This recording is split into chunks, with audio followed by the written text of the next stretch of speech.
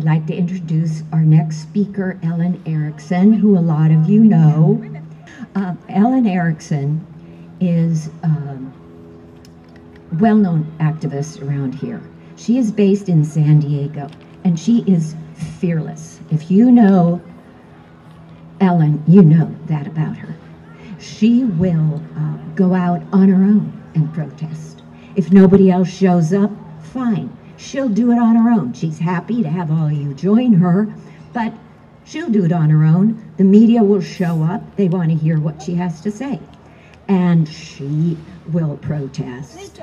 Anti-vivisection, slaughterhouses, racetracks, SeaWorld, and she knows her rights.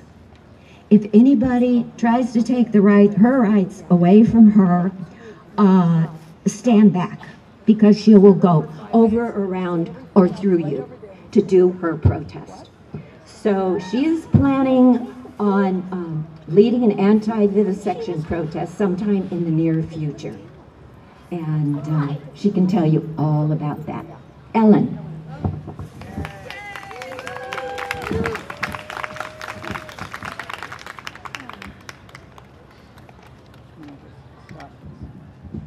Hi everyone, I'm honored to be here again this year at UCLA because we have to keep coming back to UCLA.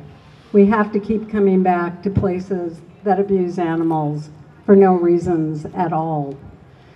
So I have a few things written, and I don't know if I can add any more to what has already been said, because I think most of us here get it. I want the people that are walking by to get our message today, because we know what the message is. I want everyone to know that UCLA is not the only UC school that tests on animals. In fact, the UC San Diego school has even a larger vivisection program in San Diego. And I'm going to somehow refocus my energy, possibly next year and during the year, to doing campaigns in San Diego, and I hope many of you can join us, because San Diego is now the hub of animal research. Every large pharmaceutical company on this planet is now based in San Diego, and they are all testing on animals. We have 500 research companies now that are using animals, not just UC San Diego, but all the universities and some of these private institutions that are getting government grants to fund this torture, this useless animal research that does nothing to benefit the humans. It only benefits the researchers that get to stuff their pockets full of millions and millions of personal money for greed and no other reason, because no cure has ever come from testing on animals, ever. It's a cruel business that needs to stop. So I'm going to give you some facts about animal testing, and most of this is relating to UCLA because this is where we are, but just know that all these facts are happening all over this world. I've spoke to researchers from other countries over the years that have actually given up testing on animals, that they're using computer modules and they're using dummy humans to do research on. This country will not stop torturing animals. And I know researchers around the world that are not using animals anymore, and they're getting excellent results in treating and curing diseases, unlike what's happening here at UCLA. So I just want you to know that thousands of animals are used in recreational drug experiments here at UCLA and other universities, that these tests have been going on repeatedly year after year after year. We know that nicotine is an addiction drug. We know that cocaine is an addiction drug. We need to stop testing animals on science that we already know for money. Today is part of a global action that's happening all over this planet right now, because we're not the only activists that believe strongly in what's going on this planet with the animals.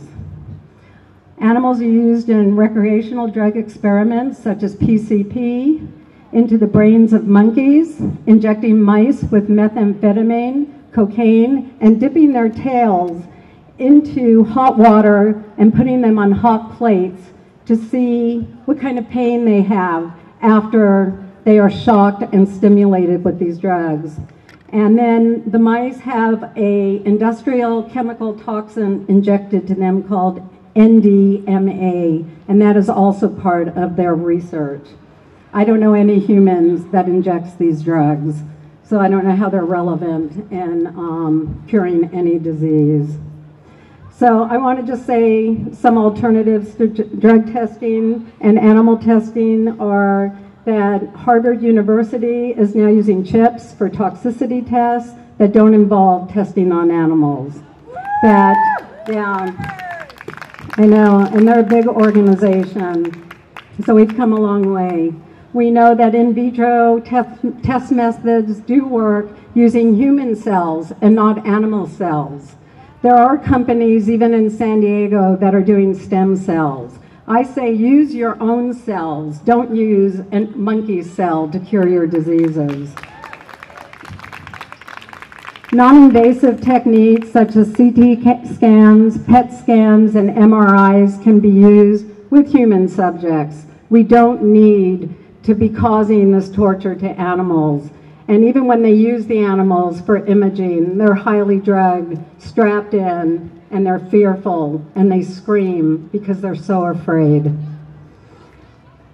Microdosing in humans is a good way to test that we don't need to use animals. I would surely use my body to be an experiment. I would use my body to be experimented on. Put the drugs in me because I can give my consent. The animals cannot. So what can we do? I think coming out here once a year is an awesome event for all of us to come together as a group, but we need to do more. We need to be out here at every university, every day. We don't need 100 people out here. You can come alone and pass out information and talk to the students. These students on these campuses need to know what's going on right under their noses. They're not even aware. So my message today is to empower yourself as activists. Don't wait for your friend to do anything. Pick yourself up and do it for the animals. Thank you.